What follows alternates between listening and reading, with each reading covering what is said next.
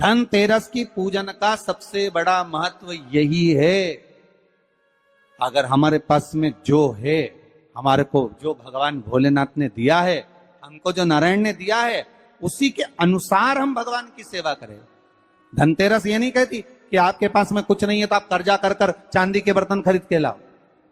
धनतेरस ये नहीं कहती कि आपके पास में कुछ नहीं है तो कर्जा कर कर आप सोने की अंगूठी बनवा कर लाओ। धनतेरस ये नहीं कहती कि आपके पास में कुछ नहीं है तो कुछ घर का ही सामान बेचकर हम दूसरी सामग्री लेकर जाए। नहीं नहीं नहीं, धनतेरस कभी नहीं कहती। माता लक्ष्मी की कथा, धनवंतरी की कथा नहीं कहती कि आप कर्जा लेकर अपने घर में फ्रिज लाएं, वॉशिंग मशीन लाएं, या सामान लाएं, या कपड़े लाएं, या वस्त्र लाएं, या आभूषण लाएं। कई लोगों ने धनतेरस के महत्व को बिगाड़ दिया कि हमको धनतेरस के दिन सामान लेकर आना है, चांदी का बर्तन लेकर आना है, ये सामान लेकर आना है, वो सामान लेकर आना। लाओ, मना नहीं है। धनतेरस का दिन ही है, धनवंतरी का दिवस ही है। क्योंकि धनवंतरी देव जब मंथन के समय पर प्रकट हुए थे महाराज, शरद पूर्णिमा के दिन जब मंथन हुआ था तो उसमें चंद्र प्रकट हुए थे। मंथन का क्रम प्रारंभ हुआ, कार्तिक की द्वादशी के दिन जो मंथन हुआ उसमें कामधेनु गाय प्रकट हुई और मंथन प्रकट हुआ। त्रयोदशी आई, धनवंतरी देव प्रकट हो गए, जिनके एक हाथ में शंख है, दूसरे हाथ में चक्र है, तीसरे हाथ में सुंदर औषधि है और चौथे हाथ में सुंदर अमृत का कलश है। स्वयं धनवंतरी देव प्रकट होते। और ये धनवंतरी है कौन? भगवान विष्णु का ही एक अंश।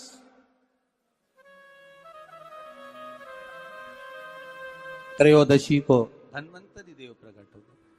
चतुर्दशी आई, मां कालका प्रकट हो गई। अमावस्या आई, माता लक्ष्मी प्रकट हो गई। ऐसे मंथन में निकल रहा है। और धनवंतरी के हाथ में अमृत कलश है। इसलिए हमारे यहां हिंदू धर्म में ये रीति रही है कि धनतेरस के दिन कोई सामग्री खरीदी जाती है, पीतल की, तांबे की, कोई वस्तु हम खरीदते हैं। पर आज का समय का जो फैशन बढ़ता गया तो कहा साहब चांदी के बर्तन खरीदना जरूरी है, चांदी का सामान खरीदना जरूरी है, सोने का पात्र, सोने की वस्तु खरीदना जरूरी है, ये सामग्री खरीदना। तो यहाँ शास्त्र नहीं कह रहा कि महाराज इतने महंगे महंगे पदार्थ खरीदो और घर में कर्जा कर लो। शास्त्र तो यह कहता है कि धनवंतरी की पूजन करना है आपको। अगर आप एक सामग्री भी लेकर आ रहे हैं तो उसमें आपका भाव जुड़ा होना चाहिए, कर्जा नहीं जुड़ा होना चाहिए।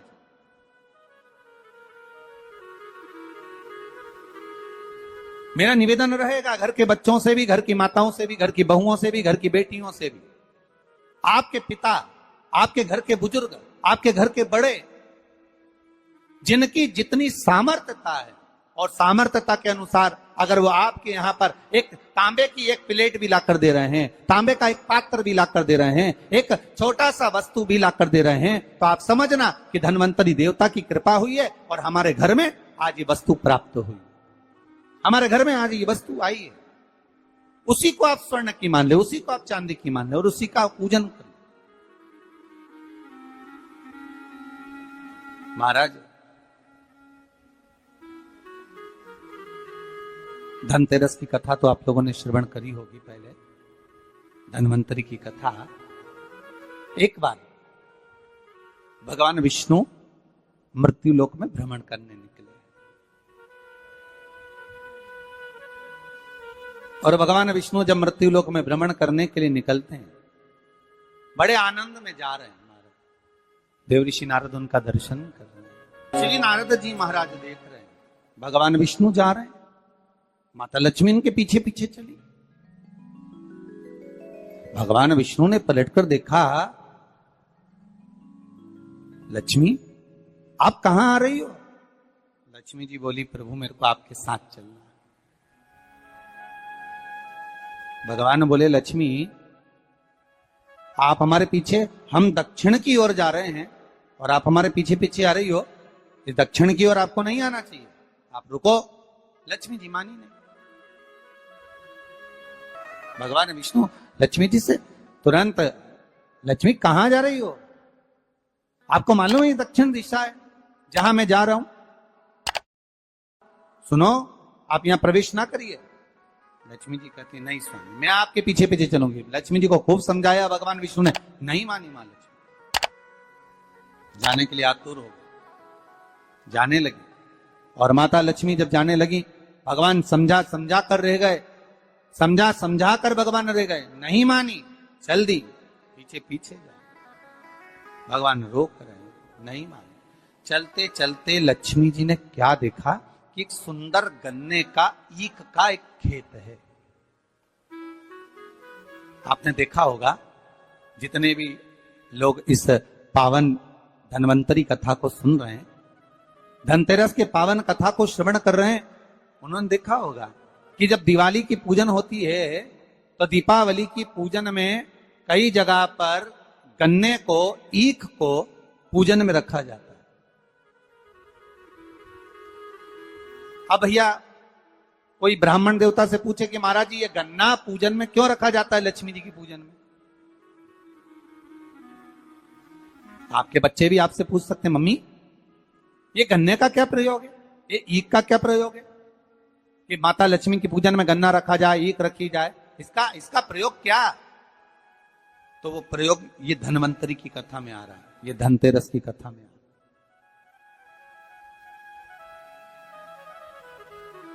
महाराज, हिंदू धर्म के अंतर्गत भगवान की पूजन में जो जो सामग्री चढ़ती है उसका कहीं ना कहीं कुछ ना कुछ प्रमाण जरूर रहता है, जरूर। अगर भगवान पर कोई वस्तु चढ़ी है, हमारे भोलेनाथ जी पर अगर धतूरा चढ़ा है, बेलपत्र चढ़ा है, समी पत्र चढ़ा है, हमारे भोलेनाथ जी पर अगर श्वेत पुष्प चढ़ा है, श्री गणेश जी महाराज को कहीं दुर्वा चढ़ी है, मां जगत जननी जगदम्बा को लाल पुष्प समर्पित किए गए हैं, उसका प्रमाण कहीं ना कहीं हमारे शास्त्रों में मिलता ही है, उसका प्रमाण हमारे शास्त्रों में मिलेगा। गन्ने का, ईख का प्रमाण यहां आता है धन्वंतरी की कथा में कि माता लक्ष्मी गन्ने के खेत को देखकर, माता लक्ष्मी ईख के खेत को देखकर रुक गई और ईख के खेत को देखकर रुकी और भगवान विष्णु आगे बढ़ गए। गन्ने के खेत को जब माता लक्ष्मी ने देखा, उसमें से एक गन्ने का टुकड़ा, एक ईख का टुकड़ा माता लक्ष्मी ने तोड़ लिया।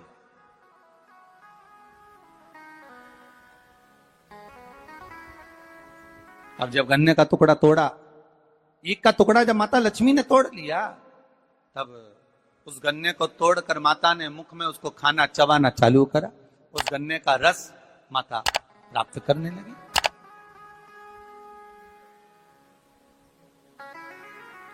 उस गन्ने के रस को, उस शुगर को, गन्ने के उस रस को, ईख के उस रस को माता लक्ष्मी आराम से प्राप्त कर रही हैं और भगवान आगे निकल गए, लक्ष्मी जी रुक गई।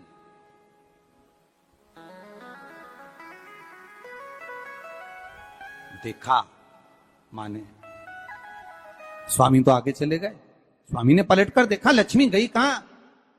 भगवान जब वापिस आ रहे थे लक्ष्मी जी को ढूंढने के लिए, देखने के लिए, तब माता लक्ष्मी उस गन्ने के खेत में खड़ी होकर गन्ने को खाते हुए जब देखी गई, भगवान विष्णु ने कहा लक्ष्मी आपने श्रेष्ठता का कर्म नहीं करा। बहुत सुंदर प्रसंग है महाराज जी, ध्यान दीजिएगा। किसी के खेत में चना लग रहा है, किसी के खेत में गन्ना लग रहा है, किसी के खेत में कोई फसल लग रही है, खेत के मालिक से बिना पूछे अगर तोड़ ली जाती है, प्राप्त कर ली जाती है और उसका सेवन कर लिया जाता है, तो उसका भी दोष हमारा हिंदू धर्म बताता है, हमारे शास्त्र बताते हैं कि उसका भी दोष है। पहले भी कथा में कहा, 5 चोरों की कथा कही थी, उसमें वर्णन किया था भगवान को बिना दिए जो खा ले वो भी चोर है। बिना पूछे कोई वस्तु उठा ले वो भी चोर है। किसी के घर में बिना पूछे प्रवेश कर जाए, आपने दरवाजा नहीं बजाया, आवाज नहीं लगाई, बेल नहीं बजाई और आप घर में प्रवेश कर गए, चोर। चौथा, महाराज किसी का सामान रखा था, बिना पूछे उठा लिया गया, रख लिया गया, वो भी एक चोर है। और पांचवा, माता पिता को दिए बिना जो एकांत में अपने कमरे में जाकर खा ले, वो भी चोर है। परमात्मा को दिए बिना, माता पिता को दिए बिना, घर के बुजुर्गों को, घर के बड़ों को दिए बिना भक्षण कर लेना, पा लेना, वो भी चोरी। उन 5 चोर में एक चोर का प्रमाण यहां पर आ जाता है महाराज जी कि किसी के खेत में, किसी के भवन में, किसी के घर में अगर आप प्रवेश कर रहे हो, किसी की कोई वस्तु रखी हुई है, उसको पहले आज्ञा लीजिए, पूछिए क्या हम ये ग्रहण कर सकते हैं, क्या हम ये ले सकते हैं। किसी के घर में प्रवेश कर रहे हो तो पहले आवाज लगाइए, दरवाजा बजाइए, बेल बजाइए, क्या मैं अंदर आ सकता हूं, क्या मैं प्रवेश कर सकता हूं। प्रवेश कर। महाराज जब प्रवेश हुआ, लक्ष्मी जी ने गन्ने को तोड़ा, लक्ष्मी जी ने गन्ने को तोड़ा, खाया ईख को, देखा भगवान नारायण को बड़ा क्रोध आया। नारायण बोले, ए लक्ष्मी तुम क्या कर रही हो?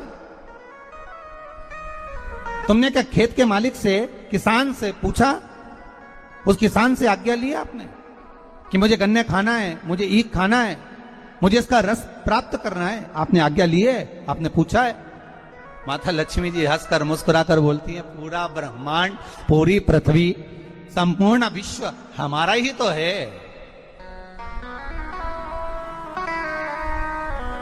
ये संपूर्ण ब्रह्मांड, संपूर्ण विश्व हमारा ही तो है। हम पूछें और हम आज्ञा लें तब प्रवेश करें, ये नहीं हो सकता। भगवान को क्रोध आ गया। भगवान ने कह दिया, लक्ष्मी तुमने इस किसान के घर में उसके बिना पूछे गन्ने को तोड़कर, ईख को तोड़कर तुमने उसका रस लिया है।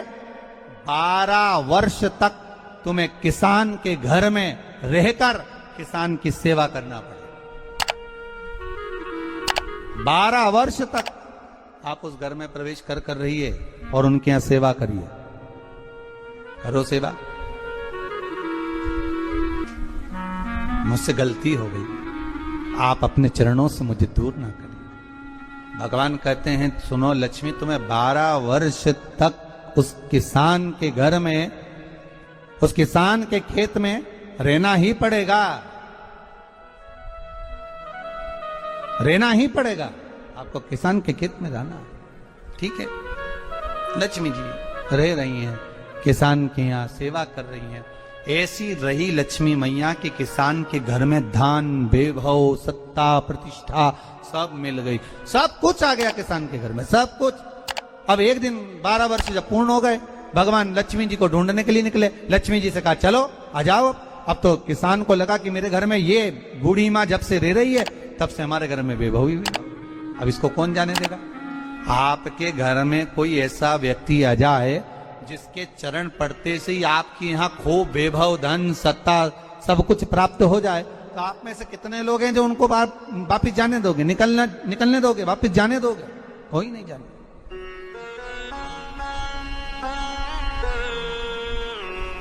महाराज कौन जाने दे? थोड़ा और रुक जाइए, और रुकिए, और रुकिए। माता जाने का कहती हैं, किसान रोक लेता है। एक दिन भगवान विष्णु ही आ गए उस किसान के घर पर, और भगवान नारायण किसान के घर पर पहुंचे और पहुंचकर कहा, अब हमको, ये लक्ष्मी है, हमें जाना है, आप हमको जाने दीजिए। किसान को कहा,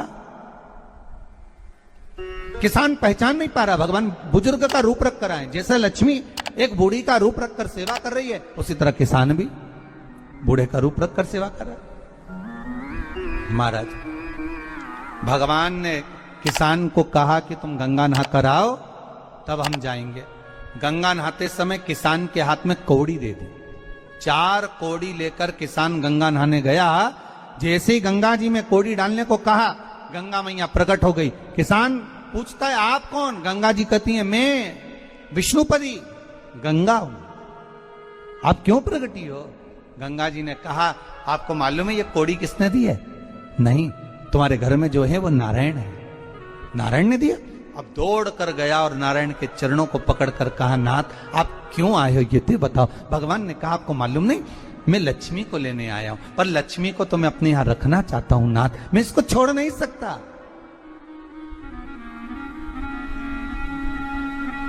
मैं लक्ष्मी जी को छोड़ नहीं सकता, मैं इनको लेकर जाऊं। किसान रोने लगा। तब भगवान नारायण ने धनतेरस की पूजन का महत्व समझाया। तब भगवान ने धनतेरस की पूजन का महत्व समझाया। सुनो किसान, मृत्यु लोक में रहने वाला मानव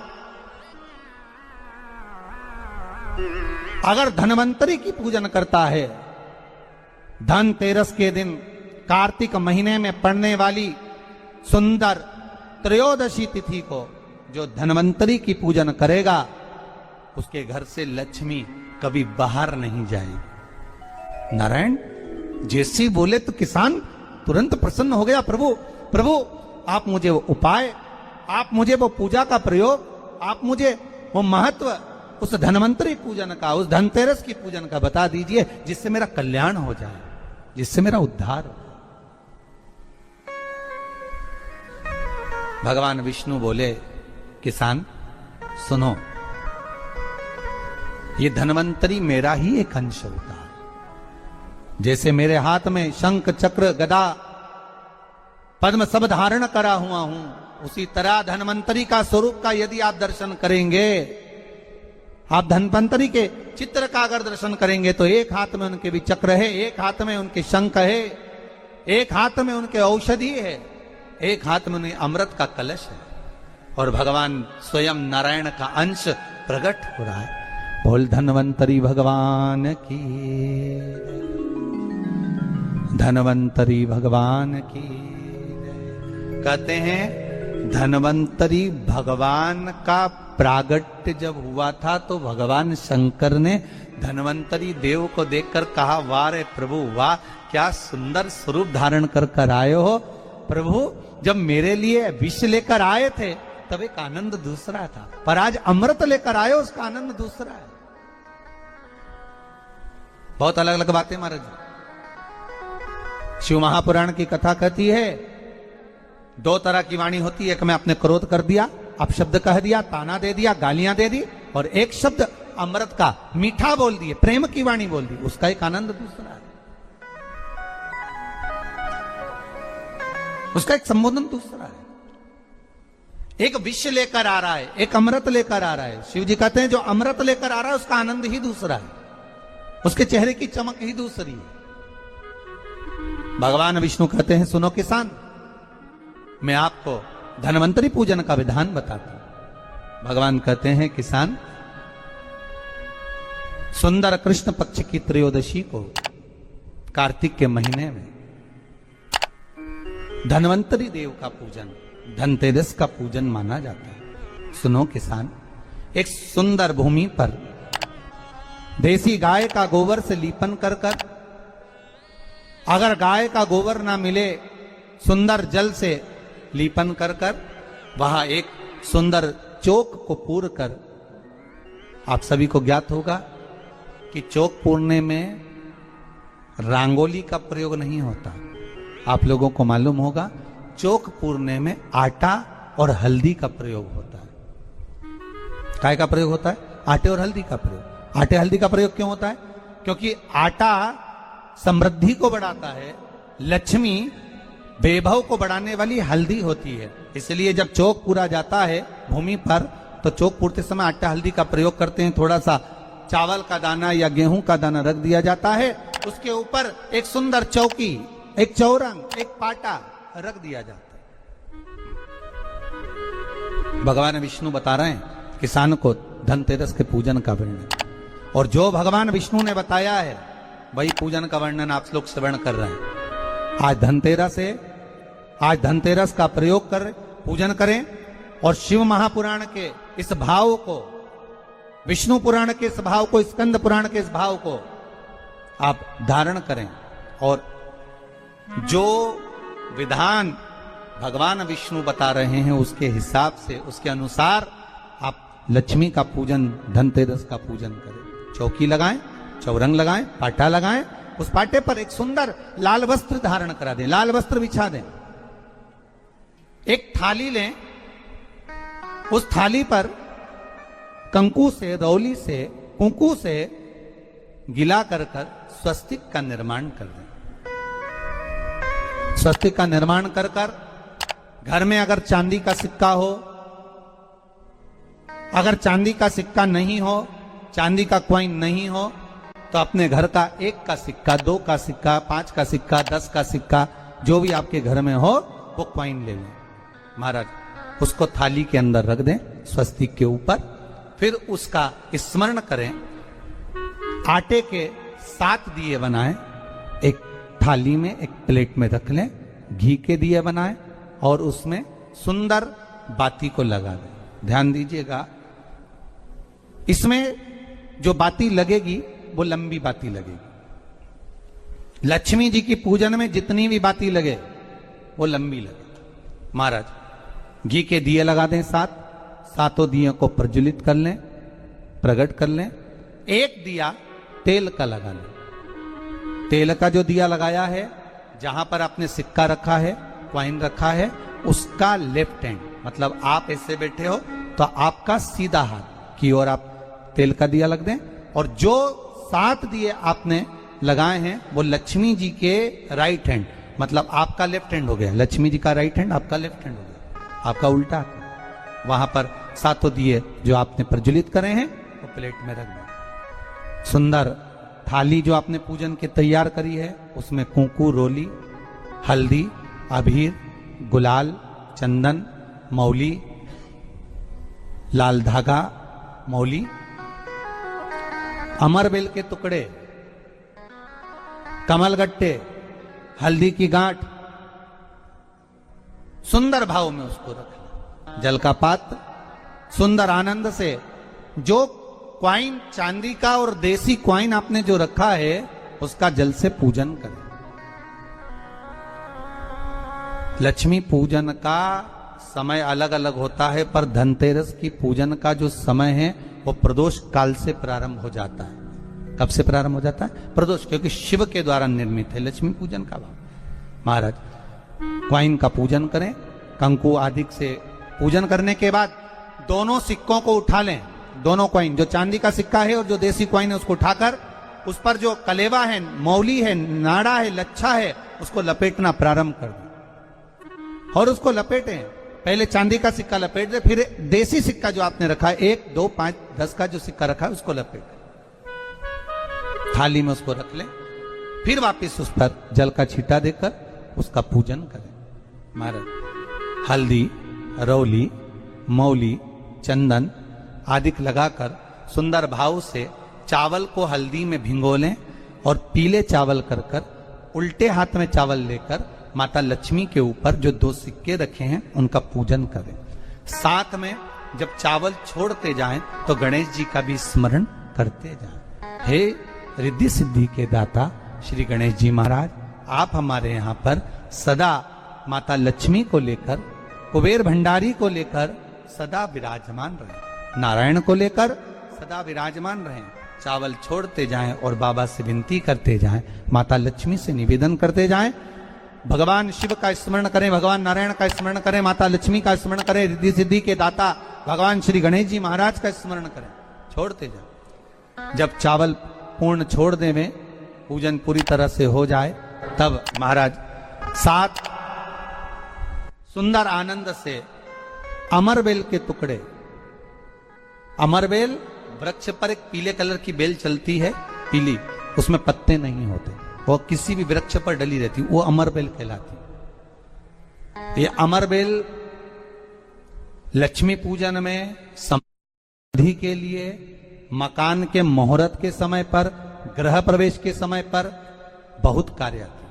महाराज ये अमरबेल को पानी की जरूरत भी नहीं पड़ती, आप रूप किसी वृक्ष पर डाल दी जाए वो अपने आप फलती चली जाती है। उसी तरह हमारे यहां भी हम भगवान से यही प्रार्थना करते, जैसे अमरबेल बिना पानी पड़े भी किसी भी वृक्ष पर डाल दी जाए पनपती जाती है, बढ़ती चली जाती है। ऐसे हमारे घर में बेभव लक्ष्मी बढ़ती जाए। अमरबेल के 7 टुकड़े, कमलगट्टे 7, हल्दी की गठान 7 माता लक्ष्मी को समर्पित कर दो। दोनों हाथों में हल्दी पिसी हुई लीजिए और माता लक्ष्मी के ऊपर उसे चढ़ाना प्रारंभ कर दीजिए। 7 बार पिसी हुई हल्दी वो सिक्कों पर चढ़ा दें, अपनी मनोकामना कर कर अपने घर में माता लक्ष्मी को विराजमान करने के लिए। जब हल्दी पूर्ण चढ़ जाए, हाथ में कुंकू ले लीजिए, रोली ले लीजिए, उस रोली कुंकू को भी माता लक्ष्मी को समर्पित करिए। तब इसके पश्चात सुंदर जो भी घर में मिष्ठान हो, मीठा हो, नहीं हो शक्कर हो, गुड़ हो, मिश्री हो, जो भी आपके पास में हो, खड़ी शक्कर हो, वो भगवान को माता लक्ष्मी को भोग रख दीजिए। अगर कुछ मीठा बना हो तो मीठा रख दीजिए। महाराज घर में संपूर्ण पूजन कर कर आपके घर में जो देवालय में भगवान बैठे हैं उनका भी पूजन करिए। पूजन करने के पश्चात आप माता लक्ष्मी से निवेदन करिए, हे माँ आप हमारे यहाँ सदा विराजमान हो। महाराज ये जो पूजन है भगवान विष्णु जो बता रहे हैं किसान को, ये 5 दिन की पूजन है पूरी। आज कौन से दिन का पूजन बता रहे हैं? पहले दिन का। आज धनतेरस से रूप चौदस, अमावस्या, एकम और दूज, ये 5 दिन तक दीपावली का पर्व मनाया जाता है, दीप महोत्सव मनाया जाता है।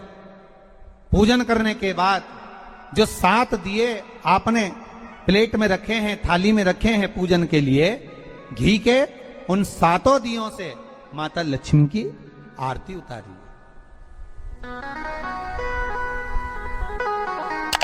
उन 7 दियों से माता लक्ष्मी का पूजन करिए, माता लक्ष्मी से विनती करिए, मां हम आपके पुत्र हैं, मां आप हमारे घर का रास्ता भूल गई हो, मां बहुत कष्ट है, बहुत दुखी है मां, पर भगवान शिव पर विश्वास कर कर, कुबेर भंडारी पर, कुबेरेश्वर महादेव पर विश्वास कर कर, भगवान नारायण के सुंदर प्रसंगों पर विश्वास कर कर, मां भगवान शंकर का अनुमोदन कर कर, हे मां आप हमारे घर में विराजमान हो, मां आप हमारे मार्ग को, हमारे घर को, हमारे घर के रास्ते को, हमारे घर के द्वार को आप भूल गई हो मां। हे बेबहू लक्ष्मी, हे धन लक्ष्मी, हे संतान लक्ष्मी, हे मां लक्ष्मी, हे धान्य लक्ष्मी, आप हमारे घर में विराजमान हो। 7 दीप जो प्रज्वलित करे हैं उससे माता की आरती उतारिए। फिर माता को झोली पसार कर प्रणाम कर कर भूमि पर नमन करो। जब झोली पसार कर प्रणाम करें, झोली को अपनी ओर गिरा लें और माता को नमन कर कर जो 7 दिए आपने लगाए हैं उन 7 दिए को अलग अलग स्थान पर ले जाकर, जैसे घर के हॉल में, एक रसोई घर में, एक जहां पर आप लक्ष्मी रखते हो उस स्थान पर, एक घर के द्वार के पास में, एक तुलसी के क्यारे के पास में, ऐसे अलग अलग 7 स्थान पर उन दीप को रख दिया जाए।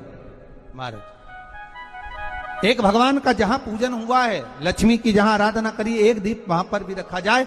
जो तेल का दिया लग रहा है उसके पास में, फिर कहेंगे तेल का दिया माता लक्ष्मी के उल्टे हाथ पर और घी का दिया माता लक्ष्मी के सीधे हाथ पर। मतलब जो सिक्के आपने रखे हैं उस सिक्के का उल्टा हाथ तेल का, मतलब आपका सीधा हाथ होगा जहां तेल का दिया रखाएगा, और जहां आपका उल्टा हाथ होगा जहां पर घी का दिया लगा, वहां माता जी का सीधा हो गया, आपका उल्टा हो।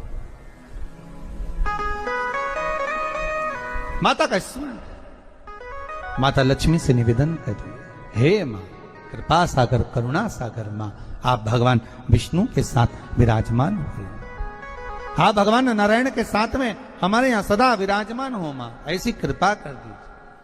महाराज मां से विनती कर कर बड़ा उत्साह, बड़ा उमंग, बड़ा आनंद रखना, ये भाव रखना घर में। भगवान विष्णु कहते हैं किसान से, हे किसान आपने अगर धनवंतरी की पूजन करी है, धनतेरस की पूजन करी है, कोई वस्तु, कोई सामग्री अगर आप लेकर आए हो, कोई पात्र लेकर आए हो, कोई तांबे का पात्र लाए हो, जो भी वस्तु आप नहीं लेकर आए हो उसका भी पूजन उसी दिन कर लेना चाहिए।